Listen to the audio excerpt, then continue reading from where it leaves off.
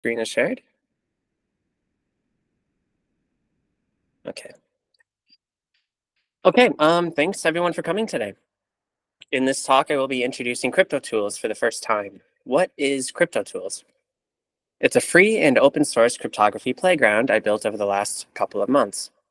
The format of this talk will be informal. Feel free to interrupt with questions at any time. The format, I'll start by describing who I am, what this is, why I made it.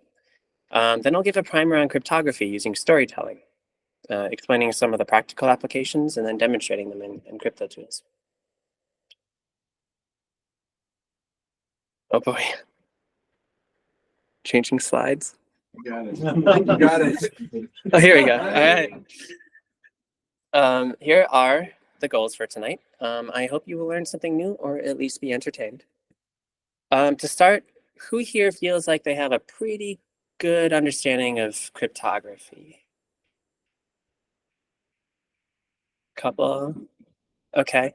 Are there any folks here who are new to cybersecurity? Okay, a couple. Okay. I'm going to be telling a story which I hope will demonstrate how cryptography can be used. I hope it's entertaining. I'm also going to go from 0 to 100 very, very quickly in some areas. And then I'm going to ramp back down to like 15 miles an hour. So, does this sound okay? All right. Oh boy, here we go again. We're going to talk about the chickens. It's coming. Okay. Okay, I do need to provide a disclaimer. I have a bit of a math background, but I am not a mathematician and I'm not a cryptologist. So if you have questions about the inner workings of some of the algorithms, I might not know them. I probably won't know them, but I'll do my best. As a practitioner, I treat these algorithms as black boxes. CryptoTools and this talk should be considered best effort. So if you do find an error, feel free to correct me. Then I can correct, what I'm saying here in the talk. And if you find an error in the utility, go to GitHub, open up an issue, or tell me about it. I'll open up an issue, and then we'll get it fixed. CryptoTools is licensed under the GNU public license. This talk is licensed under the Creative Commons. There may be references to copyrighted material in this presentation, and those copyrights are owned by their respective owners. So, a little about me. For this slide, I uploaded a picture of myself to ChatGPT, and I asked it to make it look like I was in Blade Runner. So I guess this is who I am now. Nice. In reality, my name is Micah, and I'm basically just a low-key farmer. Here's a picture of my chickens. I also like to play soccer, run, and drive around in the Miata. For work, I'm a security and software engineer with experience building defensive controls for critical infrastructure. In the past, I worked on the vulnerability management problem using quantitative risk management as a solution. The startup was called Perceptive, and we basically prioritized work by how much money a company could lose. Now I mostly do DevSecOps and cloud engineering. On the side, I study physics and dabble a bit in neutrino physics research. So why did I make CryptoTools? Working. All right. Cryptography is hard. Oh, good. You can see it too. I needed a playground for performing common cryptographic operations more easily.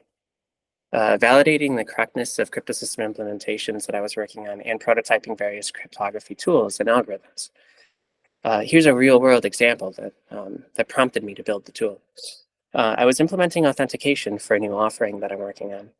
Due to the serverless nature of the application, I realized that passwords in the raw could easily end up in logs and traces. Not finding any comfortable workarounds, I decided to implement SRP, Secure Remote Password Protocol. Has anyone heard of that? No? Okay.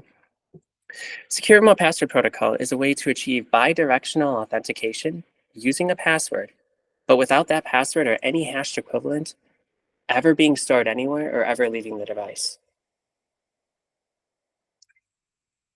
There are some steps that must be taken on both the client and the server to make this work, and the front end was not yet ready for the client-side implementation. So CryptoTools implements both the client and server steps for SRP. So when implementing, you can choose to be either the client or the server and accomplish full bidirectional authentication.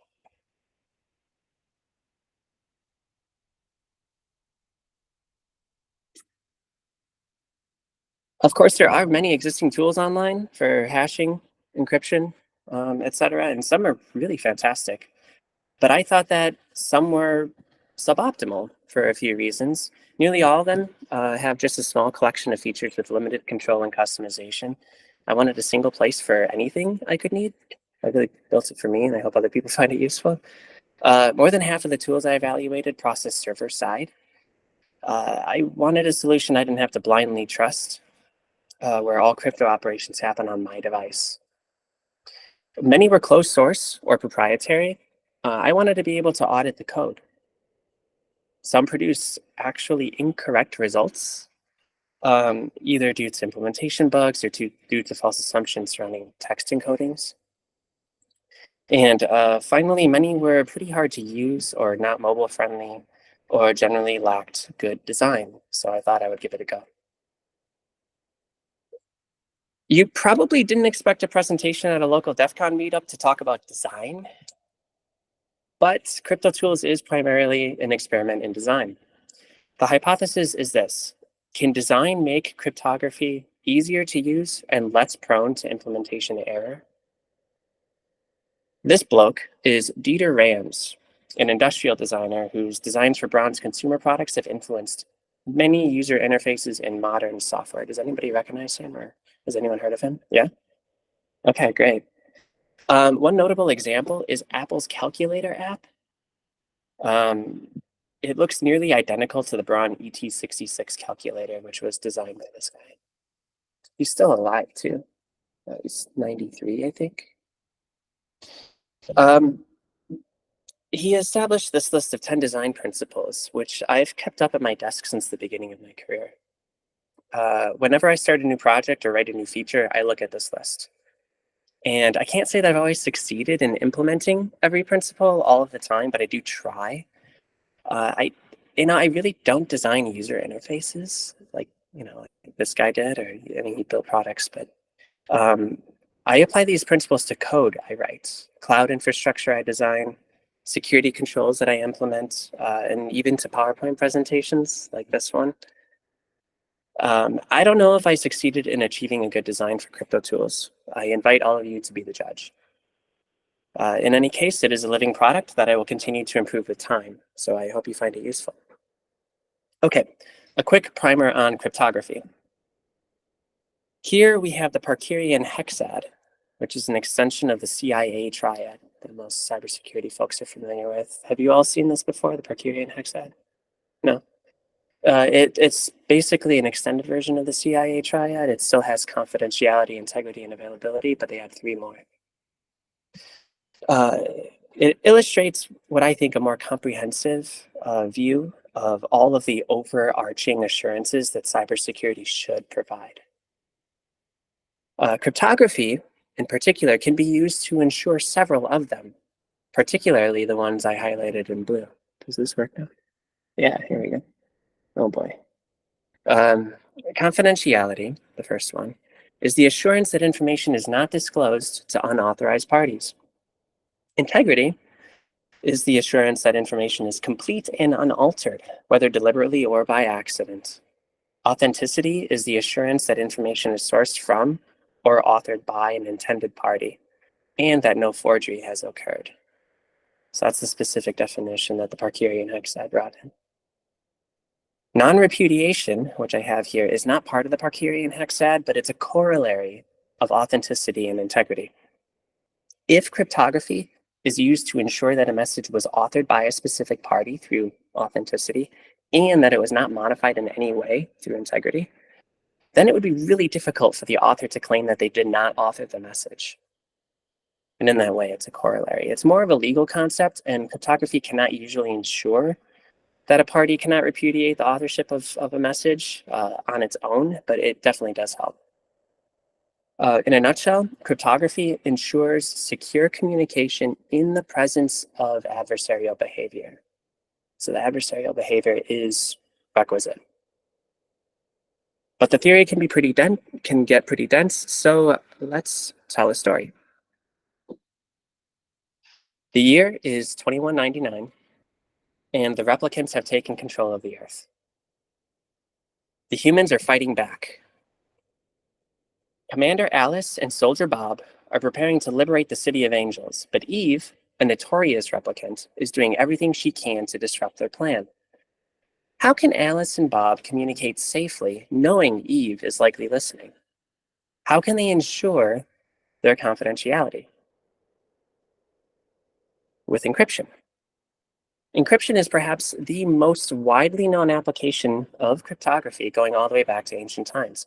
The first practical use is ensuring the secrecy of information in the presence of an eavesdropper. The second practical use is data erasure. You can just encrypt the data and throw away the key. Encryption works by encoding a plain text message. Look at this diagram here on the left. And it encodes a plain text message to ciphertext using a key. Decryption is the same process in reverse. In ancient times, substitution ciphers were used, where the key was a map from one alphabet of symbols to another. Simpler substitution ciphers were also employed, like the famous Caesar cipher in this example here. And in this case, the number was the key. It would shift the symbols in the alphabet by some fixed quantity. In this example, this is a Caesar cipher using a key of 2 to encrypt a Latin expression that I'm sure Caesar used all the time. In modern times, we have 2 types of encryption based on key type. The first is symmetric encryption, where the same key is used to encrypt and decrypt data. Some examples include AES, which uses the Reindahl algorithm, Cha-Cha-20, Blowfish, Twofish, IDEA, and Triple Does. Symmetric key encryption can use either stream or block ciphers. In stream ciphers, bytes or symbols are encrypted one at a time. Caesar cipher and other substitution ciphers are examples of stream ciphers, and they are vulnerable to frequency analysis. In block ciphers, however, data are grouped together into blocks of fixed length. So for example, AES uses 128-bit blocks. There are 2 essential properties of encryption: confusion and diffusion. The goal of confusion is to mitigate the probability that an adversary would succeed in determining the secret message. Substituting symbols is a common step in transformation that accomplishes confusion. Diffusion, on the other hand, seeks to spread the plaintext information widely over the ciphertext to mitigate frequency analysis and other forms of pattern recognition. Transposition is a common step in achieving diffusion.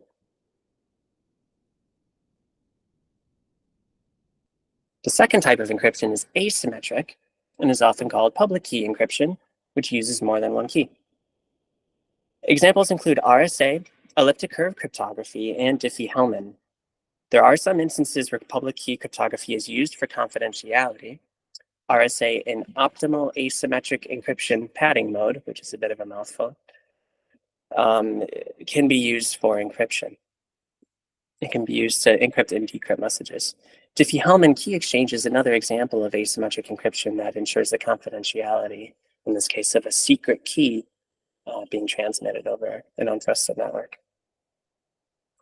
Symmetric ciphers are much more efficient than public key ciphers at encrypting data of large size. Therefore, public key cryptography is most often used for the confidentiality of just small amounts of data, or for other assurances like authenticity, which we'll talk about. The diagrams here show the difference in how encryption and decryption occur between symmetric and public key encryption. A single secret key is used in the symmetric approach, but 2 keys are used in the asymmetric approach. The public key encrypts data, and the private key decrypts. If 2 people want to use asymmetric encryption to securely communicate with one another, they need 4 keys. They must each generate a key pair and exchange their public keys, keeping the private keys secure. Okay, back to the story. Commander Alice is ready to communicate a vital secret to Soldier Bob, but she cannot risk replicant Eve knowing. she decides to generate an AES key with a key length of 256 bits. She chooses Galois counter mode because in addition to confidentiality, this mode also provides integrity of the data. That way, Alice can be sure that Eve won't succeed at viewing the message or modifying portions of it in transit. There's just one problem. How does Alice get Bob the key? Since they can't risk Eve discovering the key, Alice writes it down and folds it into an origami chicken, leaving it in an inconspicuous location for Bob to find. Since chickens have special meaning to him, Bob has no trouble understanding its significance. Later, a courier delivers the message.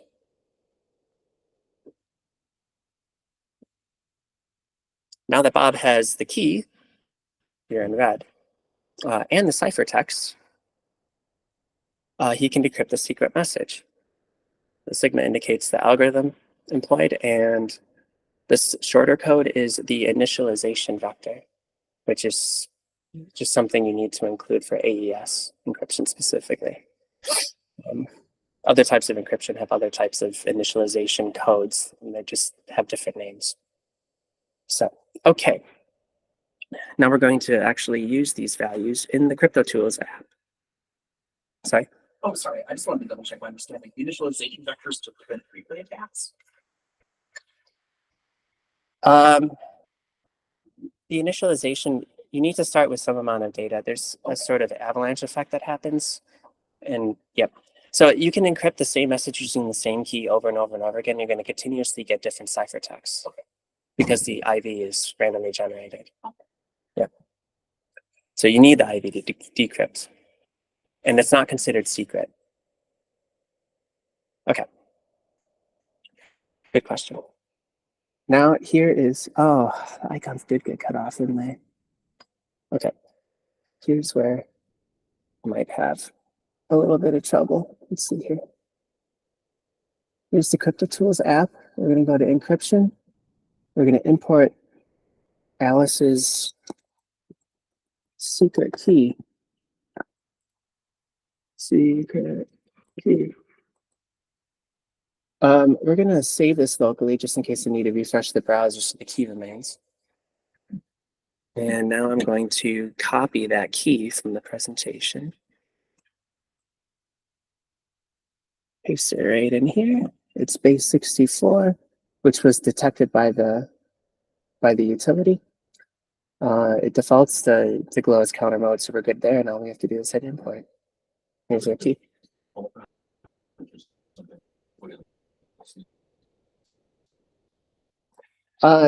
For raw key material, there's not much to guess. So you do have to choose. If I do it again, just to demonstrate, you can use it for any AES mode because the mode that you use to actually encrypt and decrypt is independent of the key material. Right. Yes, you should know. Otherwise, you're not going to get the same outcome. Yeah. Okay, so if we go back to listing our keys here, here's Alice's secret key. Now I can use it to encrypt and decrypt information. So she has sent us a secret message. And copy the ciphertext here, which is also base 64 encoded, but could have any arbitrary encoding. There we go. Paste ciphertext. There it is. And now we need our initialization vector, the IV. So pull it right down here. Now, we don't actually have any authentication data in here. So we can just leave that empty. Now we can decrypt. Oh boy, here we go. So, Soldier Bob, listen closely, for our survival depends on it. J.F. Sebastian, the genetic designer from the Tyrell Corporation, secretly placed a backdoor in the genetic code of the replicants. A specific visual sequence can cause a biological bit flip in the lifespan gene of the replicant, negating its value.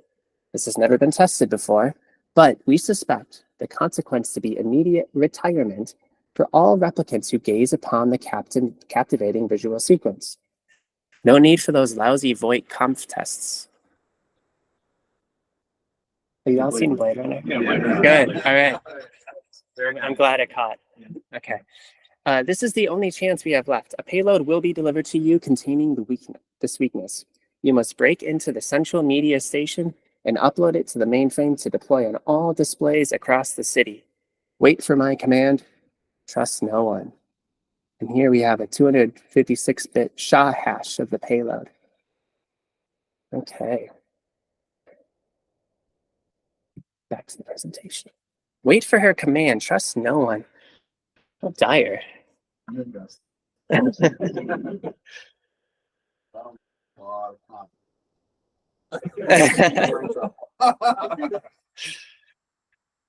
Bob will soon receive the payload, but Eve could intercept it and modify it arbitrarily, rendering it corrupt or ineffective. How can Bob ensure the integrity of the payload?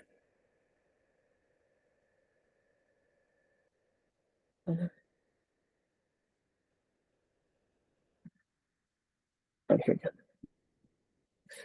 go. He can use cryptographic hash functions. A hash function takes as input a message of any length, even 0, and produces a deterministic fixed length output called a digest.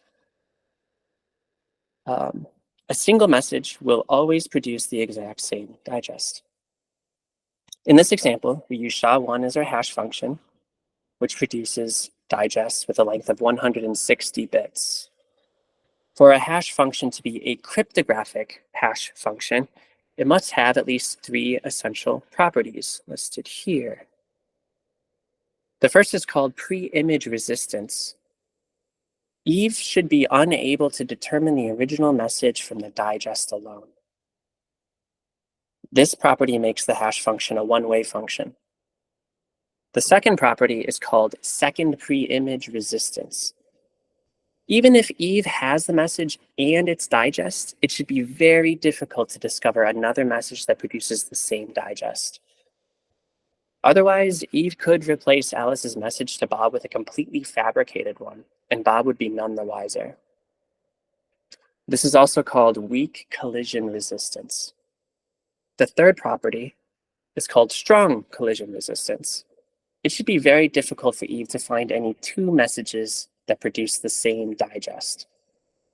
Otherwise, she could produce one message to be authorized and signed by Alice, as an example, then later swap out the message for a malicious one, and everyone would think that Alice signed it. A quick note on vulnerabilities.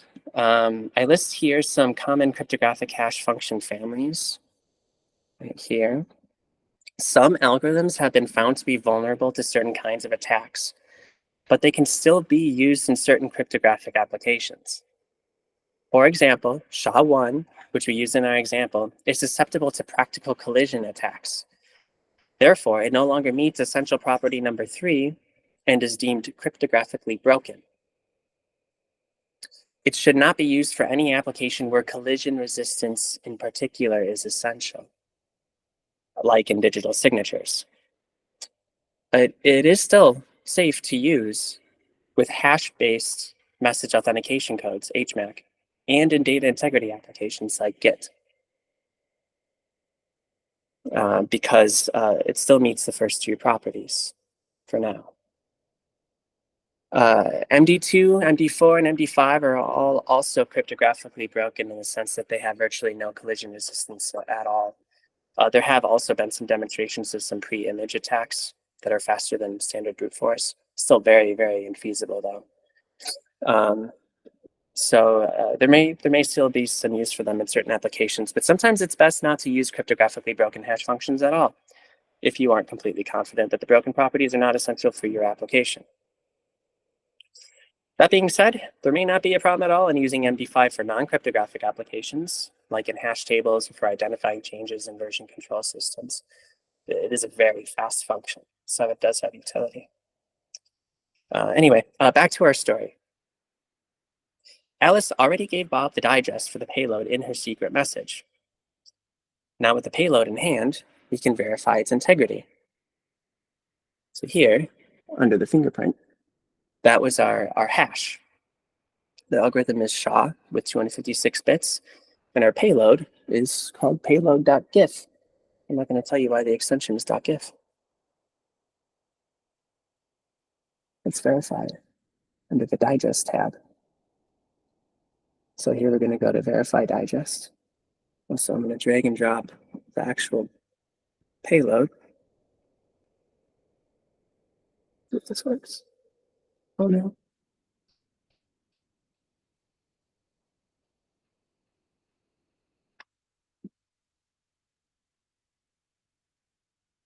There we go. There we go. That's the contents of the the image. 127,000 base 64 characters. And then the cryptographic hash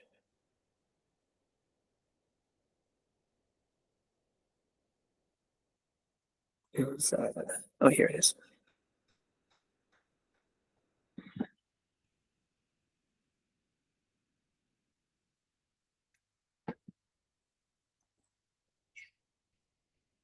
Paste.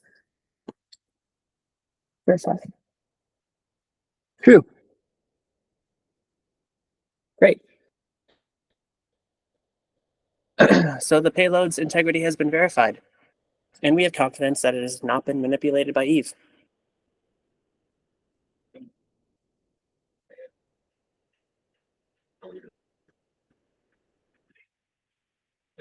Absolutely. Let me, well, first, this is base 64, so we have to manipulate it in a base 64 compliant way. Insert a capital UI here, and hopefully that does the trick. False. And the same would be true if I changed the digest. Okay.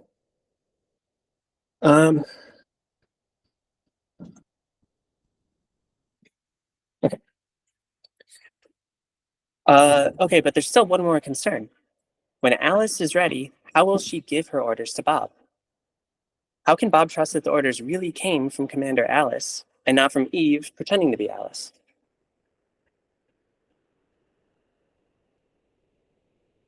Earlier, I mentioned that public key encryption isn't very effective at encrypting large amounts of data very quickly.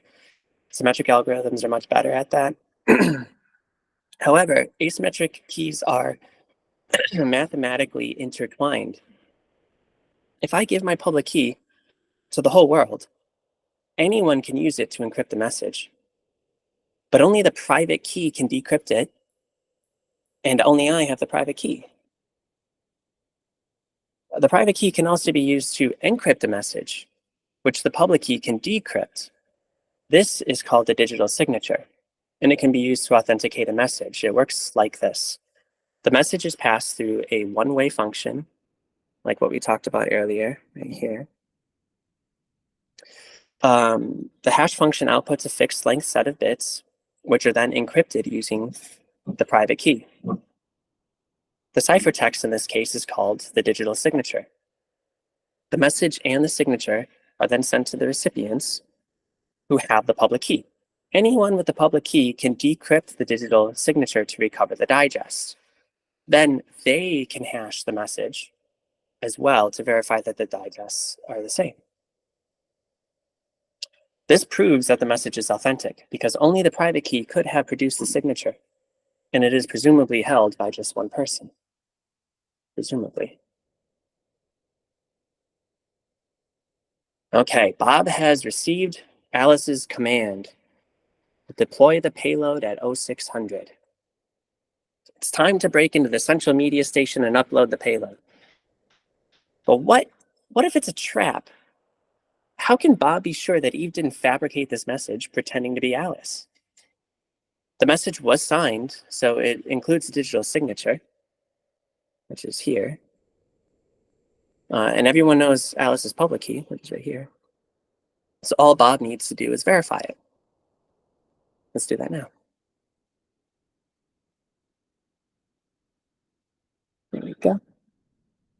And we go back to encryption. We're going to import a new key, and we're going to call it Alice's public key. We're also going to save this one just in case I need to refresh the browser. Okay. I'm going to copy the public key from the presentation. You can see the old key material there. There you go. Automatically detects that it's a PEM encoded, DIR encoded ASN.1 syntax. And I can just hit input. And here I have the public key. And as you can see, all you can do is verify because it's only a public key and there's no private key, so you can't sign anything. Okay. Let's take the message, the plain text message. Read it here. Okay. And then paste the signature that she provided, which is typically included in the plain text message. And let's verify. True. Alice must have signed it. It must not have been manipulated in any way by Eve. Good. So Alice did send the command, and now it's time to get busy. Bob makes his way under the cover of early dawn to the central media station, sneaks past the guards, and locates the mainframe. There has to be a mainframe in every story.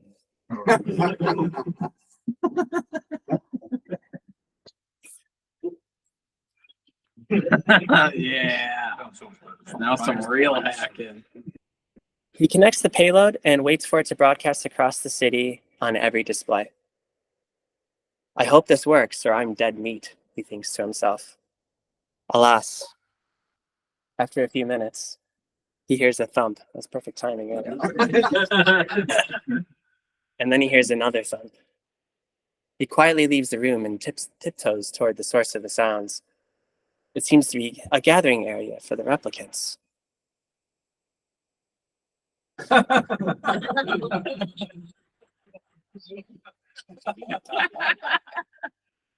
The payload worked. The captivating visual sequence has successfully negated their lifespan values, resulting in immediate retirement. Cryptography has saved the day and liberated Los Angeles from the replicants.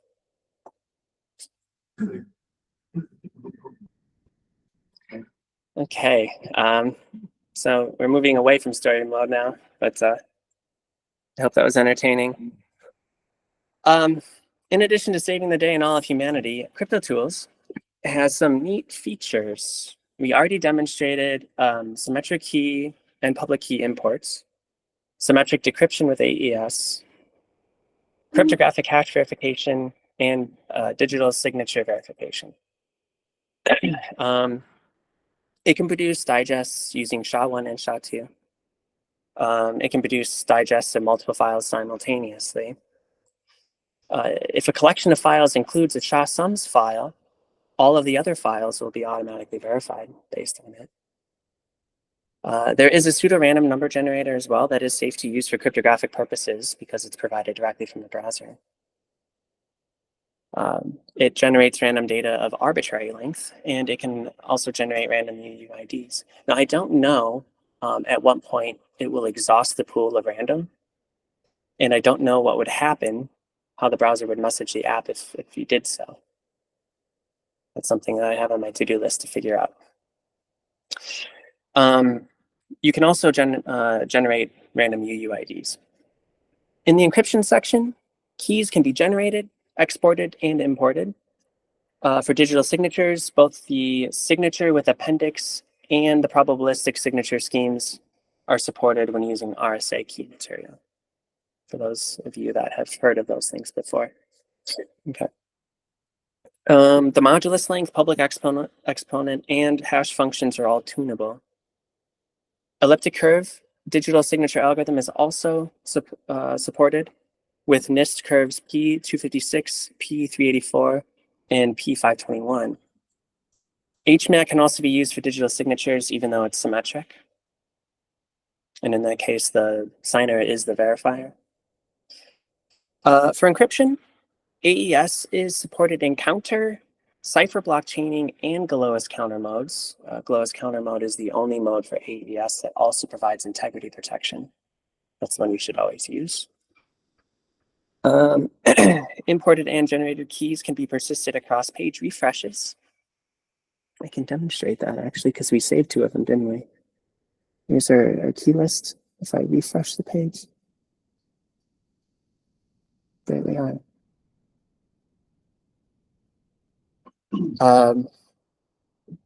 Keys can also be deleted at any time. There is a passwords section. And by the way, after the talk, I'm happy to demonstrate all these things if you want to see something. In the password hashing section, we have decrypt hashing and verification and PBKDF2 hashing, which is the key derivation function. What else? Oh yeah, and of course the secure remote password protocol is implemented, which I talked about at the beginning. You may have noticed that there is a strong encoding system built into the tool. Many kinds of encodings are automatically detected, and some of these can be transformed arbitrarily. You can get your results as a binary, octal, hexadecimal, or base 64 string. You can get them in UTF-8. You can download results in their textual representations or in raw binary. I try to be intelligent as well with the file names and extensions, so it tries to be helpful in that regard based on the context and what you're downloading.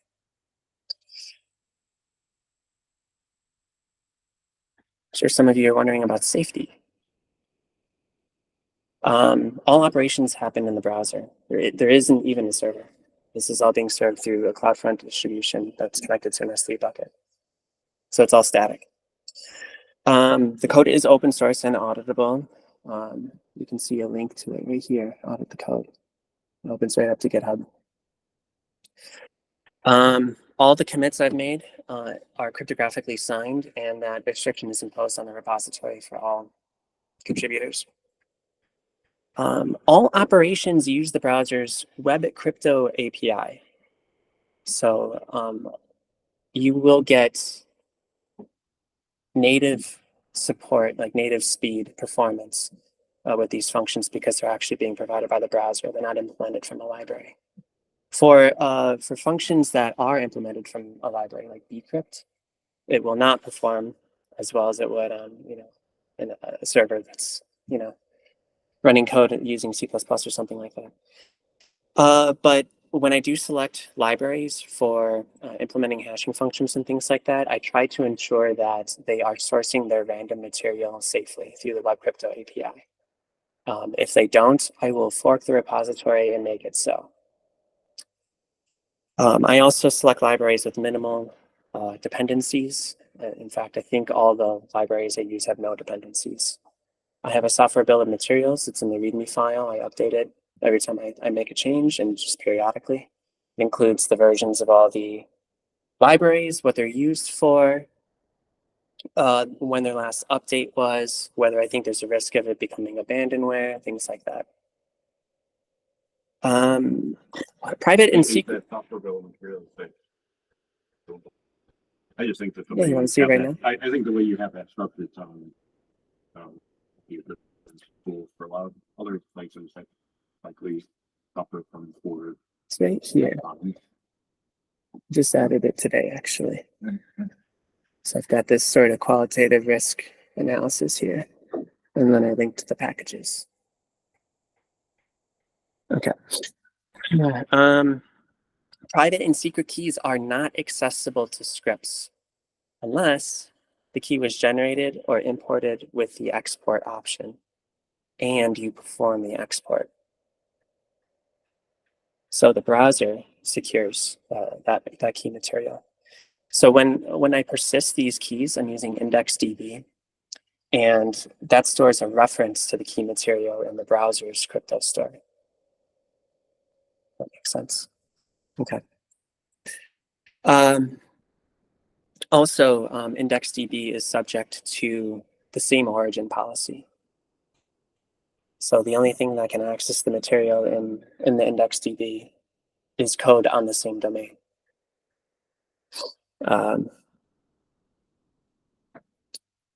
I also implemented basically every security control there is for the web: HSTS, DNSSEC, content security policy, security headers. It's got an A+ rating, Mozilla Observatory.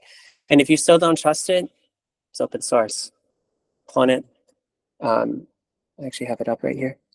All you have to do is type Docker compose up, pulls up a little nginx, automatically generates a certificate, self-signed, because these functions with the Web Crypto API require HTTPS in order to work. The API is not available over an unencrypted channel. So, okay. Finally, what's next? PGP support. I want the user to be able to type in an email address and for it to go to a key server and download the public key. Certificates. I want to be able to set up a certificate authority in the browser. Initiate requests, all of that. SHASUM's file generation. I told you that if you have a collection of files and it includes a SHASUM's file and you drop it into the digest area, it will verify all of them against that SHASUM's file. But I also want to be able to drop in a bunch of files and produce a SHASUM's file. I'm going to be adding operation time calculations for those who are curious about maybe which algorithms are faster than others in the browser setting. Or, as you tune functions, how does that change the operation time? It's especially useful for password functions, which are supposed to be slow on purpose. Warnings for insecure operations and configurations. I have a warning section in the app already. It appears at the top. If your browser lacks support in some sort of way, I'll throw a warning, but I also want to throw warnings for if you do something that's insecure, because you should be able to do that, but you should also know it's insecure. I want to be able to do crypto key derivations. So if you give somebody a password, you should be able to derive an AES key from it. And safe prime generation for the secure remote password protocol, it relies on a particular type of prime number, very large prime numbers, but they have to be SOFI germane prime numbers. And a lot of the libraries I've looked at have them hard coded. They're pretty difficult to find.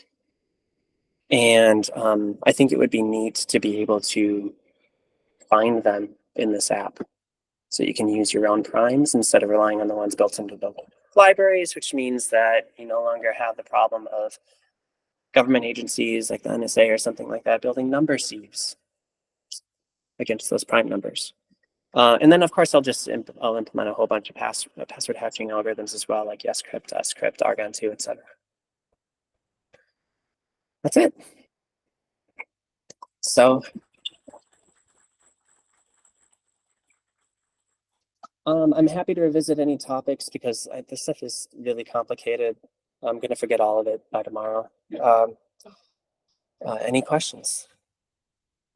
Yeah. So you said it was serverless, so I assume front end is the back end. Where did you write that? It's written in TypeScript. Okay.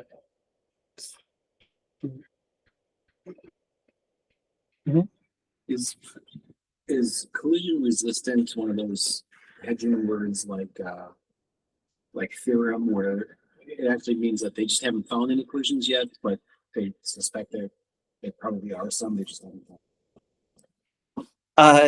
Yes, but there are some algorithms that you can prove to be collision resistant as well. There's some that you can't prove, but that they haven't been found, but some can actually be proven to be.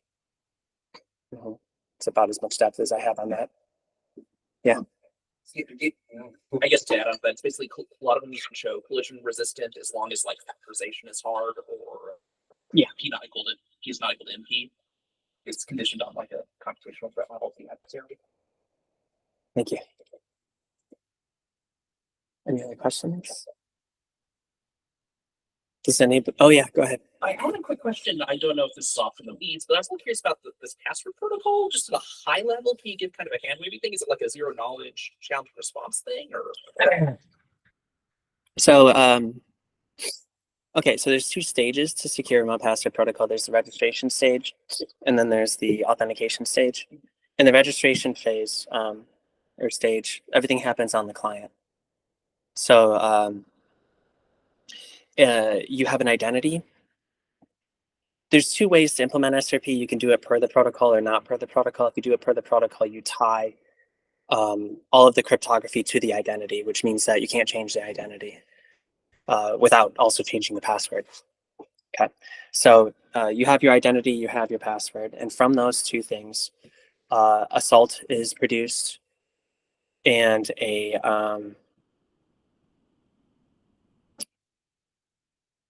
I'm just thinking about my implementation. And a verifier, I think. No, actually, I think it's an identity. No, yeah, there's a verifier. There's a salt and a verifier. Those get stored in the user record, so that's done. That's the registration phase. Okay. In the authentication phase, the client doesn't store anything, right? So you've got your identity. You use that identity to ask the server for the salt, because the salt is stored in the user record. So the server will also generate its public-private key pair. It'll send its public key and the salt back to the user. Then the user generates its own public-private key pair. It's very similar to Diffie-Hellman. And then the client will produce a verifier using the public key from the server. It'll send its public key and that verifier back to the server. The server will then produce its own verifier, assuming that everything is kosher. And it'll send its verifier back to the client. So the client gets to authenticate the server in the same way that the server authenticates the client. And meanwhile, the password has never left the device and doesn't get stored anywhere. I hope that made sense. So it's kosher salt. Is what I heard. Yes. That's brilliant. Was there a question? Yes? In your story, do the baby replicants die too? Oh man. Wait, did they ever make baby replicants? They typically they're made as adults and they had lifespan of like 4 years or something, but they had all these implanted memories, so they didn't even know they were replicants. Yeah, me too. We should talk about little replicas instead of children. Are there any questions on the call? It doesn't. Oh, let me see here. I don't think we had any. Nope. Okay. Does anyone want to see me use the tool for anything in particular? At the risk of live demos being flaming disappointments.